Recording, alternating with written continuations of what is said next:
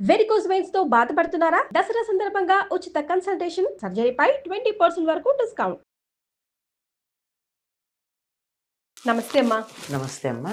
అమ్మ, జనరల్ గా కర్మని అనుభవించడానికి, పూర్వజన్మ కర్మని ముఖ్యంగా అనుభవించడానికి ఈ జన్మ మనం ఎత్తుతాం అంటూ ఉంటారు కదా. కానీ అసలు మీకంటూ పెళ్లి కాకపోయినా, మీరంటూ పిల్లల్ని కనకపోయినా మీకు అసలు కర్మ లేనట్టే అంటే హ్యాపీగా ఫీల్ అవ్వచ్చు కదా. అదండి, అసలు కర్మని అనుభవించడానికే జన్మ ఎత్తాం అంటున్నారు ఒక పక్క. మరో పక్కన ఇంకా మీరు ఎవరికి రుణపడి లేరు కాబట్టి, మీరు ఎవరికి రుణపడి లేకపోవడం వల్ల ఇంకా మీకు పెళ్ళిళ్ళు కానీ పిల్లలు కానీ అవ్వట్లేదు. దానికోసం ఐవీఎఫ్లని, లేదంటే పెళ్ళిళ్ళు కావట్లేదు, కుజదోషం అని, ఆ దోషం అని, ఎందుకు ఆ వెంపర్లాట, ప్రశాంతంగా బతకొచ్చు కదా అంటున్నారు. నిజంగా అది నిజమైతే ఎంతమంది తల్లులు హ్యాపీగా సమాజంలో బతుకుతారు. మనకు ఒక మాట ఉంది లోకంలో, రుణానుబంధ రూపేణ పతి పుత్ర తాలయ అని చెప్తారు. అంటే మనకు పూర్వజన్మలో రుణం ఉంటేనే, అక్కడ పతి అంటే భర్త, లేకపోతే భార్య, పుత్రుడు, ఆలయం, ఇల్లు, ఇవన్నీ కూడా పూర్వజన్మల్లో మనకు రుణాలు ఉంటే అవి తీర్చుకోవడానికి పుట్టారు అని. అంటే ఇవి లేవు గనక పిల్లలు లేరు అని చదువుకోవాలి. మనం సమాధానం అదేనా? అంతేనా? అంతే కదా. అది అలా చెప్పుకుంటే దేనికైనా ఆ రకమైనటువంటి వ్యాఖ్యానాలు చేసుకోవచ్చమ్మా, తప్పేం లేదు. ఎట్లాంటిదైనా చెప్పచ్చు. వ్యాఖ్యానానికి ఉంది, పాండిత్యం ఉంటే చాలు, ఎంత బాగా చెప్పచ్చు. ఆ క్షణాన దుఃఖంలో ఉన్న వాళ్ళని వాళ్ళ దుఃఖాన్ని ఉపశమింప చెయ్యడానికి ఈ వాక్యానికి ఇలా కూడా అర్థం చెప్పచ్చు అని చెప్పి సర్దాలే తప్ప నిజానికి అది కాదు. మీరు ప్రారంభంలోనే చెప్పారు, పూర్వజన్మలో చేసినటువంటి కర్మలను అనుభవించడానికి ఈ జన్మలో మనం జన్మ ఎత్తాం. అదే కదా మన వాళ్ళు అంటూ ఉంటారు, మూటలు తెచ్చుకున్నావుగా అనుభవించు అని. అది మంచి మూట చెడ్డ మూటో తెలియదు, భుజాన్ని వేసుకుని తెచ్చుకుంటాం.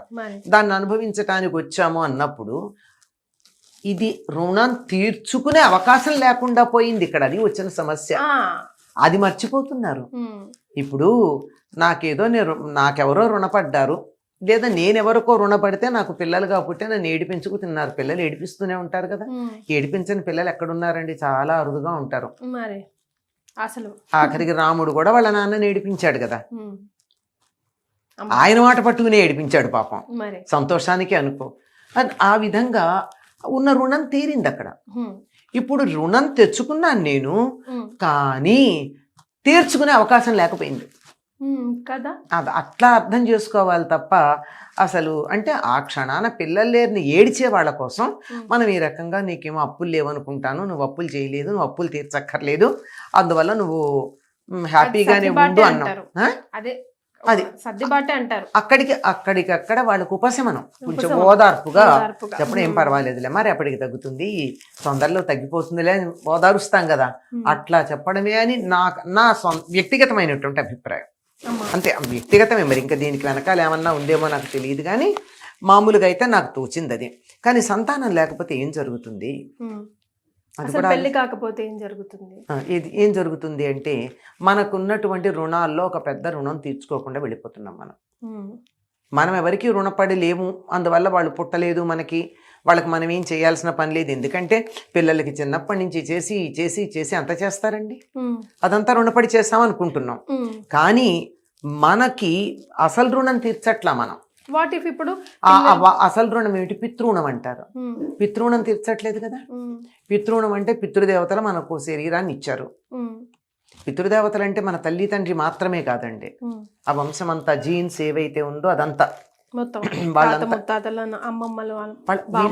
ఇవన్నీ దిగి రావడానికి కారణమైనటువంటి లీనేజ్ అని ఒకటి చెప్తూ ఉంటామే, వంశక్రమం, దీన్నంతా చూసేటటువంటి దేవతలకి పితృదేవతలు అని పేరు. వాళ్ళ రుణం మనం తీర్చుకోవడం అవట్లా. వాళ్ళు మనకి వాళ్ళ కారణంగా ఇప్పుడు ఒక తండ్రి యొక్క శుక్రం వల్ల తల్లి యొక్క శోణితం కలిసి ఒక శరీరం తల్లి గర్భంలో తయారైంది. ఎట్లా తయారైంది? తల్లి తయారు చేస్తోందా? ఆవిడ కాన్షియస్ ఎఫర్ట్ ఉందా? ఆవిడలో ఉన్నటువంటి పితృదేవత అంశాలు వాటిని తయారు చేస్తున్నాయి. మరి వాటికి రుణం తీర్చుకోవాలి కదా. మనం కూడా వాళ్ళు ఇంకొక శరీరం తయారు చేయడానికి సహకరించినప్పుడు రుణం తీరుతుంది. ఎప్పుడూ కూడా నేను ఒకళ్ళ దగ్గర సహాయం తీసుకున్నా, వాళ్ళు ఇచ్చే స్థాయిలో ఉన్నారు, నేను తీసుకునే స్థాయిలో ఉన్నా. వాళ్ళకి నేను రుణం ఎట్లా తీర్చుకుంటాను? ఇంకొకళ్ళకి సహాయం చేసి తీర్చుకుంటాను. అదే ఇంకొకళ్ళకి సహాయం చేయడం ద్వారా నాకు సహాయం చేసినటువంటి వాళ్ళ రుణం తీర్చుకుంటాను. అది చెందుతుందమ్మా తప్పనిసరిగా. ఎందుకంటే వాళ్ళు ఆశించి చేయలేదు, వాళ్ళు చేద్దామని చేశారు, కానీ నేను రుణపడిపోయి ఎవరికి రుణపడ్డాను? నాకు సహాయం చేసిన వాళ్ళకి రుణపడ్డా. కానీ వాళ్ళు నా దగ్గర నుంచి తీసుకునే స్థితిలో లేరు కదా. నేను ఇంకొకరి సహాయం చేయడం ద్వారా ఆ మంచి పని ఏదైతే ఉందో పుణ్యకార్యం, దాన్ని నేను ఇక్కడ వర్తింపచేస్తున్నా. కనుక ఈ శరీరాన్ని నాకు ఇచ్చినటువంటి పితృదేవతల రుణం నేను ఎలా తీర్చుకుంటానంటే, మరొక శరీర నిర్మాణం చేయడానికి నేను పితృదేవతలకు సహకరిస్తే అది పితృణం తీర్చుకోవడం ఒకటి. అంతేకాకుండా నా పితృదేవతలకి, నాకు చనిపోయినటువంటి వారికి నేను ఉత్తర క్రియలు చేయడం, సంవత్సరం తద్దినాలు పెట్టడం, 3 తరాలకి ఉంటారు కదా. వసులోకంలో, రుద్రలోకంలో, ఆదిత్యలోకంలో ఉంటారు. వసు, రుద్ర, ఆదిత్య రూపాల్లో ఉంటారు. వాళ్ళని ఒక్కొక్కళ్ళని అప్గ్రేడ్ చేసుకుంటూ వెళ్ళాలంటే పైకి వెళ్ళాలి కదా. అలా వెళ్ళడానికి ఒక ఇవి నిర్వహించేవాడు ఒకడు ఉండాలి కదా. అందుకని సంతానం కావాలి. ఈ రకంగా పితృదేవతలకు సహకరించడానికి ఈ శరీరాన్ని ఉపయోగించటం. ఇది పనికి రాలేదనుకో, ఏదో కారణంగా శరీరం పనికిరాదు, అప్పుడప్పుడు యంత్రాలు పనిచేయవు. ఈ శరీరం అనే యంత్రం పనిచేయలా. అట్లాంటప్పుడు ఏం చేస్తున్నాం? ఇది మేము తీర్చలేం, కానీ మాకు శరీరం భౌతికంగా మా కంటికి కనిపించేట్టుగా శరీరం ఇచ్చిన మా వంశానికి మూల పురుషులు ఎవరైతే ఉన్నారో, తండ్రి, తాత, ముత్తాత, వాళ్ళకి మాత్రం ఉత్తమ గతులు కల్పించడానికి నేను పిల్లల్ని దత్తత చేసుకుంటా. అంటే వాళ్ళకి దత్తత తీసుకున్నా వాళ్ళకి రుణపడి ఉన్నట్టే కదమ్మా. అది క్లియర్ చేసుకుంటా, అది క్లియర్ చేయడం అవుతుంది. లేదా ఒకవేళ నాకు గర్భధారణకి ఏదన్నా అడ్డంకులు ఉన్నాయి అనుకో, పితృదేవతల శాపాలే ఉంటాయి చాలా వరకు, ఎక్కువగా. అలాంటివి ఉన్నప్పుడు అవి పోగొట్టుకోవడానికి పరిహారాలుగా పూజలు పునస్కారాలు చేస్తారు.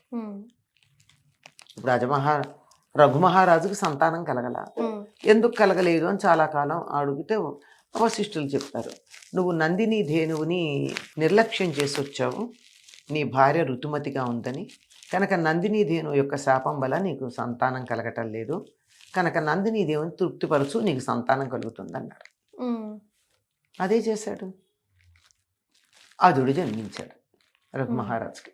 కానీ మనం రెమెడీస్ చేసుకుంటే దాని రిజల్ట్ తప్పనిసరిగా రెమెడీ ఎందుకంటే మనం చేసిన పొరపాటును సరిదిద్దుకోవడం. ఎక్కువగా తిన్నావు, రుచిగా ఉంది పదార్థం అని కడుపు నొప్పి వచ్చింది, మందు వేసుకున్నావు, అంతే రెమెడీ, అంతకన్నా ఏం కాదు. ఆ విధంగా చేసుకోవడానికి వీలవుతుంది, అది చేయడం. అంతేగాని వేరే రకాల ప్రయత్నాలు అంత అవసరం అని నాకు అనిపించదు. హాయిగా చక్కగా బోల్డ్ మంది అనాథ పిల్లలు ఉన్నారు, వాళ్ళని తెచ్చుకుని శాస్త్రోక్తంగా దత్తత చేసుకోవచ్చు. ఆ శాస్త్రోక్తంగా చేసే కార్యక్రమం కనుక చాలా ఆశ్చర్యంగా ఉంటుంది. చట్టబద్ధంగా అయితే రిజిస్టర్ చేస్తారు, కానీ మామూలుగా శాస్త్రం ప్రకారం అయితే వీళ్ళకి మళ్ళీ ఆ జన్మ అంతకుముందు ఉన్న జన్మ అయిపోయినట్టు, కొత్త జన్మ వీళ్ళు తీసుకున్నట్టు, దానికి బారసాల తగ్గించి అన్నీ చేస్తారు. శాస్త్రోక్తంగా చేసేటటువంటి దాంట్లో అంత మంత్రపూతంగా చేస్తారు కనుక దానికి ఫలితం ఉంటుంది అని పెద్దలు చెప్తారు. మరి పెళ్లి విషయంలో అమ్మ, ఒకవేళ పెళ్లి అవ్వలేదు ఈ జీవితంలో, దాన్ని ఏ రకంగా చూసుకోవచ్చు అంటారు? దానికి పెళ్లి అవ్వలేదంటే పెళ్లికి తప్పనిసరిగా ప్రతి వాళ్ళకి ఒక సమయం వస్తుందమ్మా. ఆ సమయంలో గనక జరగకపోతే పెళ్లి జరగదు. అది రియలైజ్ కావాలి. ఇవాళ రేపు పిల్లలు అవ్వట్లేదు, ఆ సమయం దాటిపోతుంది. జాతకాల దగ్గరికి ఎడతారు, నీకు గడియ దాటిపోయిందని చెప్తూ ఉంటారు చాలా మంది. అవునండి, ఆ సమయంలో చేసుకోవాల్సిందే, అంతే. అది దాటిపోతూ ఉంది. దానివల్ల ఏం జరుగుతుందంటే వీళ్ళకి ఈ జన్మలో తీర్చుకోవాల్సిన కర్మలు ఏవైతే ఉన్నాయో అవి తీర్చుకోక పై జన్మకి వాయిదా పడతాయి. అంతే, తప్పదు. వాళ్ళకి ఇంకా ఆల్టర్నేట్ లేదు, ఏముంది, అంతే. వచ్చే జన్మకి బ్యాడ్ డెట్స్ లోకి వెళ్ళిపోతుంది, ఇంకా అనుభవించాల్సి. బ్యాడ్ డెట్స్ అంతేమో దాన్ని ఏమంటారు, బ్రాట్ ఓవర్. ఇంకా మూట జమ చేసుకున్న వాళ్ళు అది ఇంకో మూట పెరిగింది. అదే సమస్య. అంటే తప్పనిసరిగా చేసుకోవాలి.